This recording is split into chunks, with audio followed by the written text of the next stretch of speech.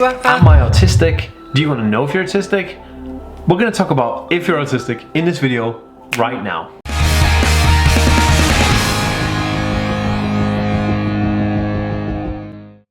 Hey guys, welcome back to the TheAspieWorld. My name is Dan. I have autism, ADHD, OCD and dyslexia, and I make weekly videos on this type of content. So if you're new around here and you'd like to learn more about autism and stuff like that, make sure to hit that subscribe button by clicking the notification bar below. And if you're watching on Facebook, be sure to give this page a like and a follow to see more awesome videos just like this one. Okay guys, welcome back to another video. This is awesome. I wanted to do a video because I'm sure people are wondering, hey, am I autistic? Like not me, Dan, I mean like themselves, like Joe Blogs is on the internet, he's typing in, am I autistic? And I wanted to do a video to kind of like say, hey, there are ways you can kind of think about this and ways you can take it forward if you think that I believe that you're on the autism spectrum.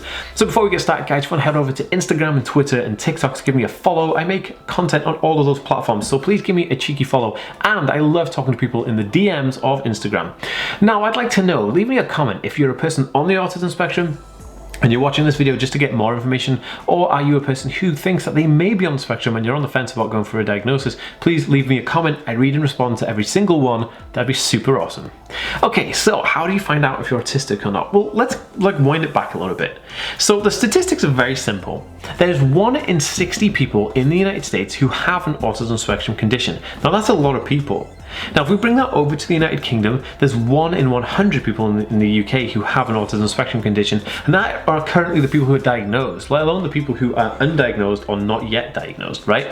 Now it's very common for people to feel differently than neurotypical people, but autism being a spectrum, it kind of has like a few different ends. You have like savant syndrome on one end, like Rain Man and people like that, and Kim Peek, I think his name was, the human Google. But then you have the other end where it's just like ADHD and ADD, which is very, very kind of like a mild kind of, you know, you don't have a lot of issues, you have like very low support needs.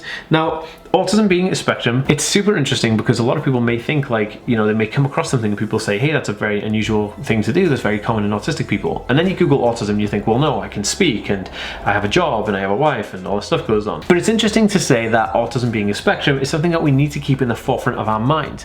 Not everybody on the autism spectrum is going to display the exact same condition, but people will have a kind of hallmark of typical traits, but they won't all be the same. Everybody's individual, just like anybody else. We're all individuals, and that is super awesome. So I wanted to kind of go through a little bit about like how, if you're feeling you're autistic, how would you know really typically, and then also how you would then move forward into kind of going to understand a little bit more about autism.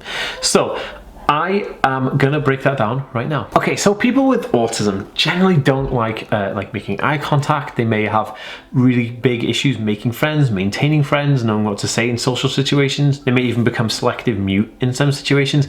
And among that, you may have, you know, picky eaters, people who don't like food textures, separate the food on their plate. You may find it hard to find a job and settle down with people. You may find it hard to relate to other people. It's difficult to put yourself in other people's shoes and see stuff from their point of view. There are times when you'll have excessive sensory input overload, and then you'll end up melting down and having really bad issues with that. You could also be dyslexic, have issues with verbal communication, have issues understanding what people are saying to you. Taking instruction could be really difficult for you. All of those things, right, come under the fact that they are very common with people on the autism spectrum. But like, how would you know? Like, how would you know if you really fit into that category before even phoning up a doctor's surgery and saying, can I have an appointment? Because I think, hey, like I may be on the spectrum and I want to see if there's any help available.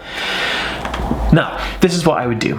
You can go to the website, which I will put in a link in the description below, where you can actually go to my website and take an autism test, which is an AQ test, which stands for like autism quotient, and then you can take that test, and basically it gives you a little bit of a like a rundown between, like, it gives you a caption between something like 30 and like 50, somewhere between there you'd be classified as being on the autism spectrum. But it's a good indicator. I mean, it's not an official diagnosis because it's just an online quiz, but it's a good indicator to show you if you fit in a bracket of an autism spectrum condition or if you don't. Now, if you do fit in that bracket, the next thing I would tell you to do is this. I would write down a list and have your friends and family or whatever, whoever is close to you, write down a list of all the things that they find kind of different about you in a good way. Like you may wear the same clothes every single day or eat the same foods every single day or whatever. Whatever it is, write that list down and prepare yourself with this list. Then phone your doctor, make an appointment to go and see your doctor and ask for a referral for an autism diagnosis and present this list of all these characteristics to them, but also keep a copy of this list. Then, once you go for your assessment, you can then provide the people with the list of things that you've made and the test score you got from the AQ test online, because the AQ test that they do online, which I will give you the link for from my website, actually is the same AQ test that they use within the diagnostic criteria. But no, it's not the only test that they run for the diagnostic criteria, it's just a test that they run. They do an AQ test. It may not be the exact same test, but it is an AQ test, is what I'm trying to say. Now, you may have 3 or 4 sessions with a professional, but at the end of it, you will come out with an answer. Now, having the answer, a lot of people say, like, do I need a diagnosis? Do I not need a diagnosis? And I would say that again, anything like medical, like taking medication, having a diagnosis, doing anything medical is going to be your choice at the end of the day, because it's your body and it's your life, and you want to do what you want to do, and you want to speak to the people who you want to speak to. Now, the benefits of actually having an autism spectrum diagnosis is, if you are on the spectrum and you're undiagnosed, then you're missing out on support and help that could be helping you right now, that you may really need, that you're not getting access to. Now, autism's diagnosis gives you access to that support and those support mechanisms, but also it's almost like a self-fulfilling kind of like knowing. So like if you go and have an assessment and you get a diagnosis, it's kind of like you're self-explorating, you're looking into yourself, you're learning more about yourself, and you're becoming more self-aware, and that self-awareness will actually help you cope with it in the future, long term, going forward and doing all those things. Because I feel like one of the biggest things you get from a diagnosis, apart from the support mechanisms that are put in place with social services, is that you have a peace of mind that you're not this like odd, like weirdo. You have a condition, and that condition makes you unique and awesome. But also, you start thinking about yourself in a way where you can then now say, why do I do this? And you can watch videos like mine, or go on the internet and look at loads of blogs and read books and stuff, and you start to see those things, and they may have help available for you. So like the self-understanding, the self-knowing is super awesome. So that's how I'd say how you know if you're autistic and why you feel the way you do.